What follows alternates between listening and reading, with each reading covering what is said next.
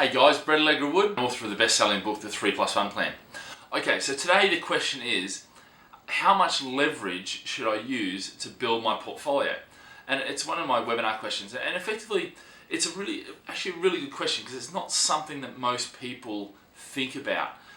Because if we were honest, most people are starting off in investing. You know, they may have their own home, they may have one buy-to-let property, which may be in the home they lived in. And for most people starting out, it's not a big issue. You look for the maximum mortgage you can get, okay? Because you're trying to take that, use as little money as possible and keep that money in your account that you've got. So, at that level, it's a pretty simple answer, okay? So most people will go for the maximum amount. And that, depending on the country you're in, could be anywhere from 65% to 95%, okay? But realistically, if we're talking about building a portfolio, all right, and at the end of the day, we all have to, okay? If you can watch other videos that I've done on how many properties you need, and you can read the book, The 3+1 Plan.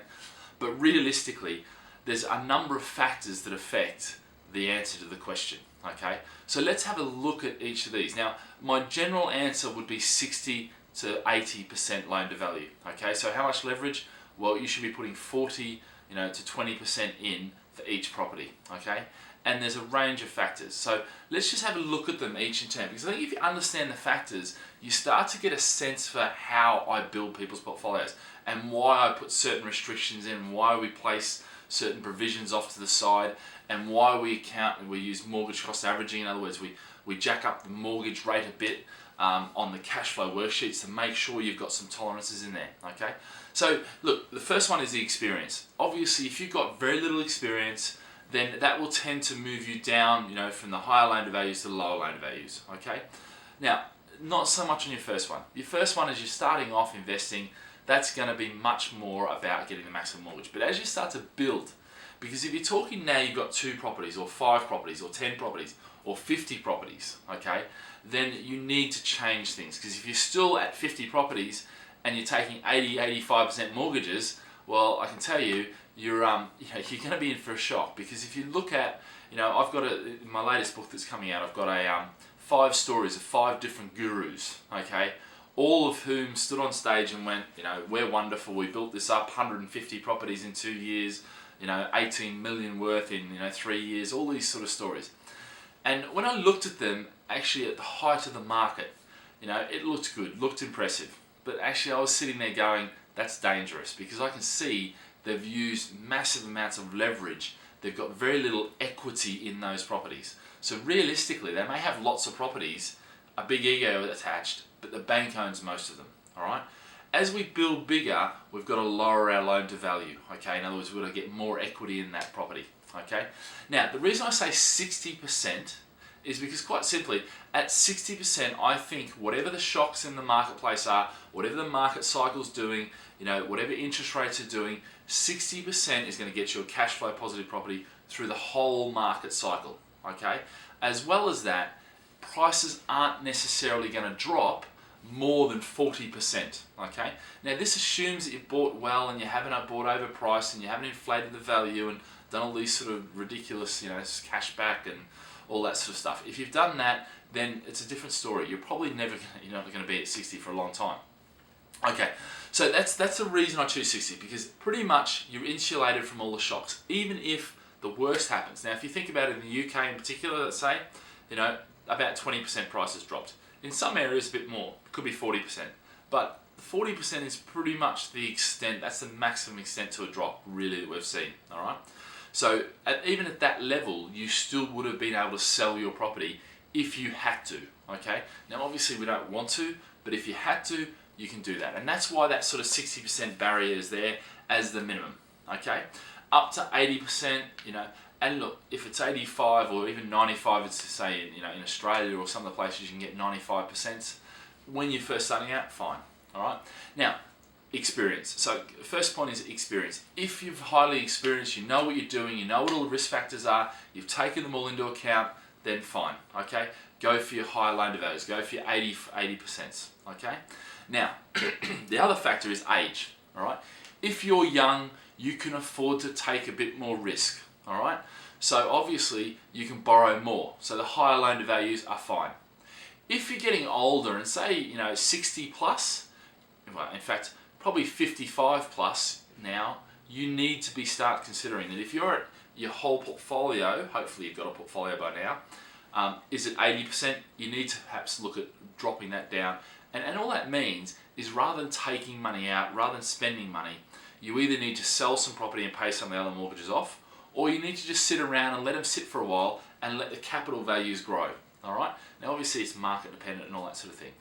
But effectively, the older you are, the lower your loan to value should be, the more equity you have, because you don't want to take as much risk. Because if the worst happens, it all falls over, you haven't got a lot of time to rebuild back up. All right?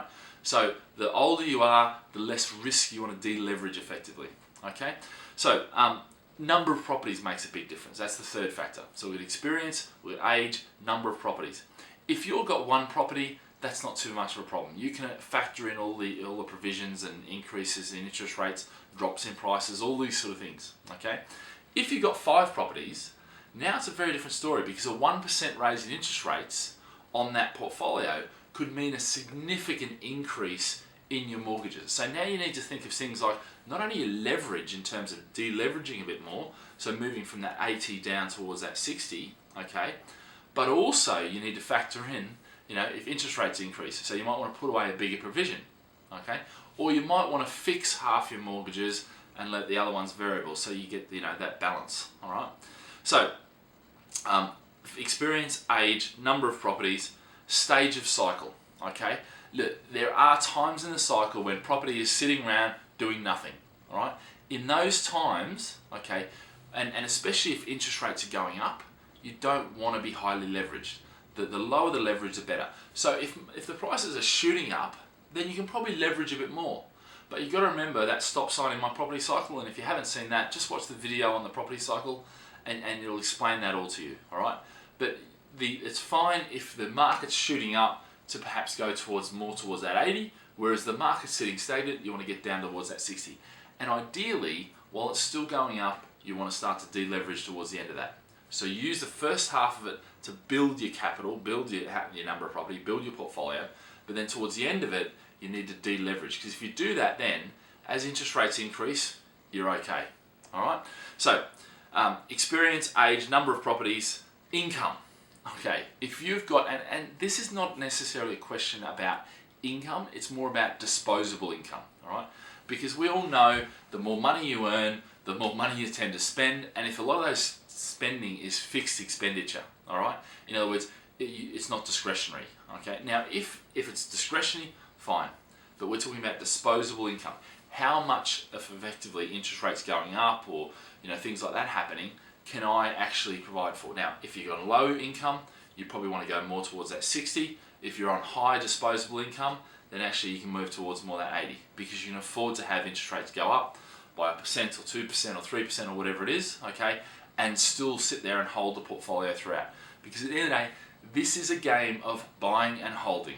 If you think you're going to make huge money out of buying and selling and buying and selling and buying and selling, all that's going to happen is you're going to move from one job to another job. And most people, when they become a professional investor or a full-time investor, they think that means they have to work full-time. Yeah. So all they're doing, they're trading one job for another. Yeah. Maybe a bit more freedom, a bit more ego. You can sit around the dinner table and talk about how great it is. But in actual fact, for me, property investment doesn't take a lot of time. And that's how I would say that most of the people I speak to, most of the clients I deal with, they don't want to become full-time property investors. In fact, becoming a full-time property investor would probably be the worst thing for them, because you're at home twiddling your thumbs. Eventually, your wife or your husband kicks you out of the house and says, "Go get a job," because it's not that glamorous. It's not that wonderful. Okay, doing full-time investment, passive investment. Now that's a different story, because then I can choose to do whatever I want with my life, while my portfolio is in the background working away for me. Okay, so the final factor is the risk appetite. Look, if you're a type of person that stresses out, when someone goes boo, or worries about things a lot, then perhaps you want to move more towards that 60. If you're someone who, brazenly just wants to go out and conquer the earth, well then you can move maybe towards that 80. But remember, risk appetite, okay, is not actually a symbol of a good portfolio or that sort of thing. So that final one, and I left that final because I don't want you to take that just because you're prepared to take the risk, doesn't mean you should. Doesn't mean that it's going to come off. Doesn't mean that it's going to be a safe thing to do. all the previous ones, they are true effects on that 60 to 80%. The final one is much more a bit of ego, all right? Because actually, the risk appetite. Now look, I'm not saying that's a bad thing, but what I'm saying is just because you think you can go out there and buy 10 properties, and there's no, you're not worried about the risk, you still sleep at night, all that, doesn't mean you should, okay?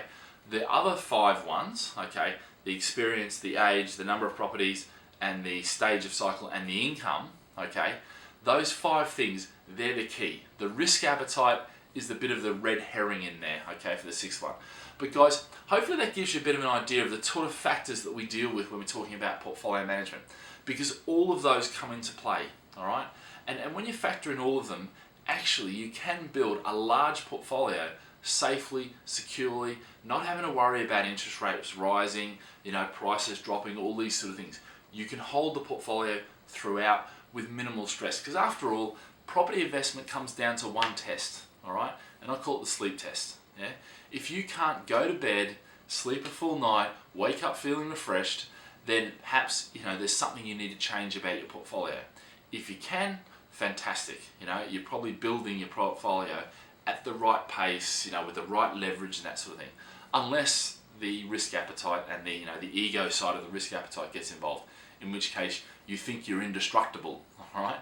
The interesting thing is, at one stage in the cycle, when prices are shooting up, you can be forgiven for thinking that you are indestructible. But what you've got to realize, and this is the key to building a portfolio, is making sure that even though times are good now, you're looking onto the horizon and working out where the market's going and making decisions now whilst you can still make the decisions and can structure the portfolio so that when the horizon does appear to reality and becomes the present, that actually whatever that is, you can face it and still sleep at night. Okay guys, have a great day and live with passion.